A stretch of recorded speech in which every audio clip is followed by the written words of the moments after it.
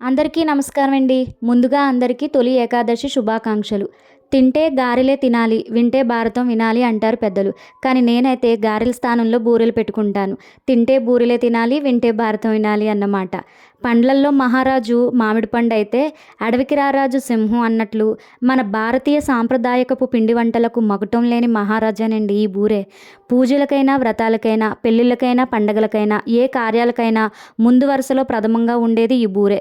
మీలో ఎంతమందికి ఇష్టమో తెలియచెప్పండి. ఇతర దేశస్తులు కూడా ఈ బూరెలు వండే విధానం, రుచి చూసి వాళ్ళు నోరెళ్ళబెట్టుకొని ఆశ్చర్యపోయారంట. ఇంకొక వింత ఏంటంటే ఈ బూరెలే ఒక వింత అనుకుంటే మళ్ళీ ఇందులో చాలా రకాలు కూడా ఉన్నాయండి. నేనైతే ఈరోజు విష్ణుమూర్తి గారికి ప్రసాదం కింద ఈ బూరెలని అలాగే బెల్లం పరమన్నాన్ని వండానండి.